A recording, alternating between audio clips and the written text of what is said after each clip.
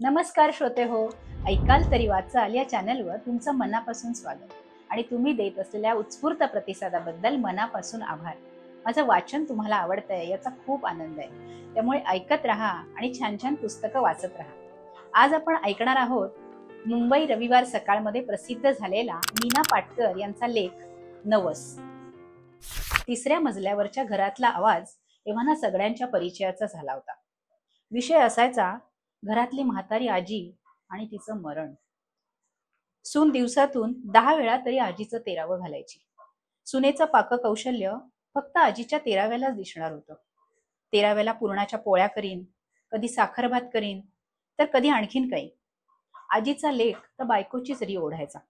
नातवंड काय, बोलून चालून मुलंच ती. माकडाच्या हातात कोलीत दिल्यासारखी आजीचा पिच्छा पुरवीत. झोपेत तिच्या अंगावर फ्रीजचं पाणी ओत, कधी तिचा आंबाडा सोड, तिची साडी ओढ, तर कधी तिची टवाळी करून हास. आजीचं हांतरुण पांघरुण ताटवाटी सगळं वेगळं. कारण आजीला 2 रोग होते, एक म्हातारपण आणि दुसरं हातावर कोडाचे डाग. आजीला एकच मुलगा. आजीला वाटे याच हातांनी मी याला भरवलं, जवळ घेतलं, कोड कौतुक केलं, तेव्हा माझा रोग याला चिकटला नाही. निदान यानं तरी बोलू नये मला, समजून घ्यावं, बायकोला सांगावं, मुलांना रागवावं. आज आजीनं इथंच हात लावला तर उद्या त्या कपड्यांना शिवली, अमुकच बादली वापरली, नको तिथेच बसली. मुलांच्या चुगल्यांना आणि मोठ्यांच्या तोंडाला ऊत यायचा. हातावरच्या कोडानं आजी अस्पृश्य बनली होती. तिच्या सहनशीलतेनं कळस गाठला होता.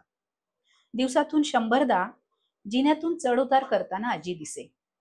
माझ्या दारासमोरच जिना असल्यानं जाता येता माझ्या घराकडे ती वळून पाही. तिच्या हातात कधी धान्याची तर कधी मिठाची पुडी, कधी काड्यापेटी तर कधी ब्रेड, कधी कोथिंबीर, कधी तेल. एकेका वस्तूसाठी एक एक फेरी. ताकदही तिच्या अंगात मुळीच नसे. पण हे असे न केल्यास आगीत तेल ओतलं जाईल या भीतीनं ती अंग ओढीत पडेल ते काम रेटीत करायची. कधी मी तिला खुणेनच बोलवायची. घरात आली की खायला पुढं करायची. एखाद्या मांजरासारखी बकाबक ती खायची, पण ती कधी मागत नसे. आजीच्या खाण्याच्या तऱ्हेवरून आणि देहावरून तिच्या पोटाचे होणारे हाल कळत होते. माझ्यासारख्या उत्सुक शेजारणीनं खोचून काही विचारलं तर एखादाच शब्द ती बोले, पण दोष आपल्या रोगांनाच देई. गेले 8-10 दिवस आजी हाच दिनक्रम पार पाडित होती. मनात येई, कधी हिला मन मोकळं करावं, रडावं असं वाटत नसेल का? पण या 8-10 दिवसात ती खूप थकल्यासारखी दिसत होती. जड पावलं उसन्या ताकदीनं ओढीत बाजूच्या भिंतीचा आधार घेत ती मान खाली घालून कशी बशी चालताना मला दिसे. मी 1-2 वेळा हाक मारली, घरात येण्याविषयी सांगितलं, पण खुणेनच नाही असा हात करून ती चालू लागली. मला वाटलं माझ्याकडे येण्याबद्दल तिला कुणीतरी बोललं असेल. एक दिवस सकाळीच आजी माझ्या घरात आली. चेहरा फिकट, डोळे खोल, आपल्यातच हरवल्यासारखी. मी खायला पुढं केलं, पण त्याकडे दुर्लक्ष करून मला खुणेनच नाही म्हणाली ती. आजी, बरं नाही का वाटत? डॉक्टरकडे का जात नाही? मी नेऊ का? मी विचारलं. मी मूर्ख असल्यासारखी आजी वेगळंच हसली. माझ्या प्रश्नाकडे दुर्लक्ष करून तिने मला बसण्याची खूण केली. अशक्त हातातल्या कोपरापर्यंत चढणाऱ्या आणि झिजून झिजून पार विटलेल्या 2 सोन्याच्या बांगड्या आजीनं हातातून काढल्या आणि माझ्याकडे देत म्हणाली, एवढंच उरलंय माझं, ते घे. मी घाबरून विचारलं, हे काय? याचं काय करू मी?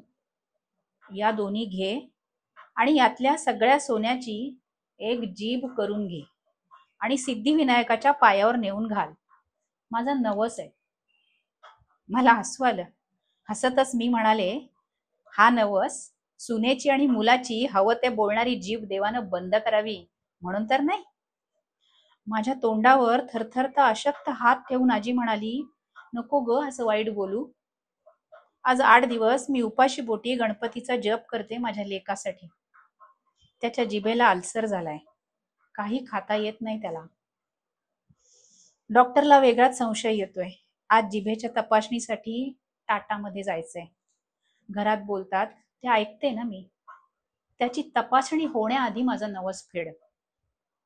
ही जीभ आईला अपशब्द बोलून अस्पृश्य झाली होती. तिच्या सोन्यासारख्या प्रेमळ हातांना अस्पृश्य समजणारा मुलगा ज्या रोगट हातातल्या जिचकट सोन्याला घरात भाव नव्हता, त्याच्या मागचा भाव मात्र देवाच्या काळजाला हात घालणारा होता. आजी धडपडत उठली. उपाशी शरीर रेटीत चालू लागली. मला तिच्या काळजातनच शब्द ऐकायला आले. बाळा, लागलं तर नाही ना कुठे? श्रोते हो, कोणत्याही संकटात धीर देणारी, आपल्या सोबत उभी असणारी व्यक्ती म्हणजे आई. लहानपणी बाळाला काहीही कळत नसलं तरी त्याचे बोबडे बोल कौतुकाने ऐकते ती आई. आता जेव्हा तिला आपली गरज आहे तेव्हा तिला समजून घ्यायला हवं, जपायला हवं. कारण कोणत्याही क्षणी तिचं बाळ हेच तिच्यासाठी खूप अनमोल असतं.